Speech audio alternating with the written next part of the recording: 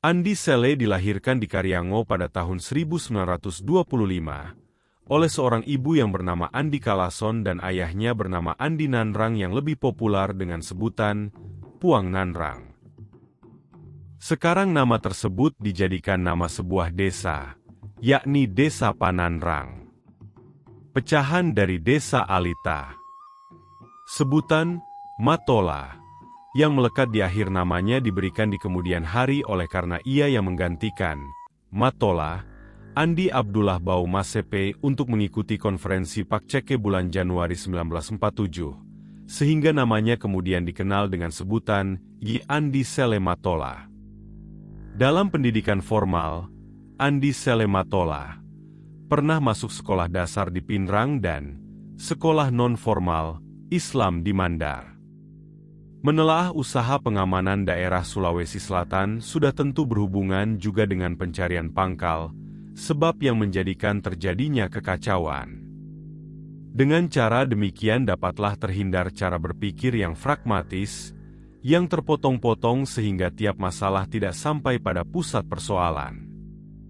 Jika pembahasan tidak sampai pada pusat persoalan, sulitlah diharapkan suatu pandangan jernih sebagai dasar untuk meletakkan garis penyelesaian pengamanan di Sulawesi Selatan.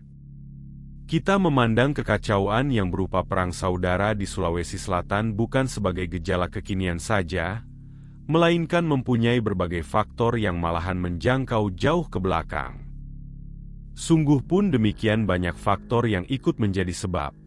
Namun tentulah ada juga sebab prinsip, alasan prinsip mengapa sehingga timbul suatu pergolakan. Sebab prinsip inilah yang dicoba akan diselami sedalam nafas kuat bertahan, sejauh kaki mendarati belukar. Persoalan di Sulawesi Selatan. Dalam pada itu, kita pun memahami bahwa pandangan dan keyakinan dari setiap pihak tidak selamanya sama.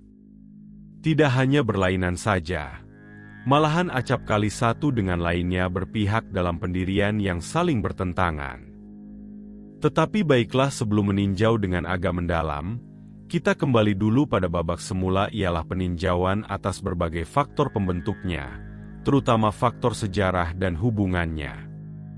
Pada fase awal kemerdekaan, rakyat di daerah Sulawesi Selatan mengalami keterbelahan dalam beberapa kelompok. Kelompok utama adalah kalangan elit feodal lokal dan kaum bangsawan, kalangan Amtenaar dan pasukan KNIL yang aktif menjalin kerjasama dengan Belanda. Lalu ada kelompok kaum nasionalis, atau kalangan Republiken yang di dalamnya termasuk pemuda revolusioner yang berpusat di kota Makassar. Selain dua kelompok tadi, ada juga kelompok kecil para pemuda yang terlibat langsung dalam kancah revolusi fisik di Pulau Jawa. Mereka merupakan kalangan terpelajar dan menerima pendidikan lebih baik. Mereka juga bersentuhan langsung dengan kalangan pergerakan di pusat perjuangan non-fisik di Pulau Jawa. Seluk-beluk perjuangan kemerdekaan yang dilakukan oleh para pemuda di Jakarta semasa pendudukan Jepang tidak banyak diketahui di Sulawesi Selatan. Seperti halnya dengan mencetusnya proklamasi kemerdekaan, tidak dapat dengan segera meluas dan dimengerti oleh rakyat Sulawesi. Sehingga karenanya tindakan-tindakan untuk mengadakan pemindahan kekuasaan tidak berjalan seperti di Jawa dan Sumatera. Gerakan-gerakan yang timbul, pada mulanya bersifat pembalasan dendam terhadap orang-orang Jepang. Tujuan gerakan belum mencapai bentuk politik yang tegas. Bersamaan dengan itu mendaratlah tentara sekutu di Sulawesi. Yang mendarat di sini ialah tentara Australia. Di samping itu membonceng pula orang-orang Nika yang berniat mengembalikan kolonialisme di Indonesia. Perjuangan pada masa awal kemerdekaan di Pinrang berawal dari tersiarnya berita tentang proklamasi kemerdekaan Republik Indonesia yang diproklamasikan di Jakarta oleh Soekarno-Hatta tanggal 17 Agustus 1945 dan berita tersebut diterima oleh Andi Abdullah Bau Masepe, Datu Supa, dengan cepat menyebar ke seluruh pelosok tanah air. Kegembiraan rakyat akan kemerdekaan itu diwujudkan dengan pengibaran bendera merah putih, sebagai bentuk kecintaan mereka terhadap Indonesia yang sekian lama dijajah oleh bangsa asing, terutama Belanda dan Jepang. Berita kemerdekaan juga tersebar di daerah Sulawesi Selatan hingga ke daerah-daerah pedalaman. Di daerah Parepare dihimpun kekuatan dari berbagai golongan, tak terkecuali keterlibatan para pemuda.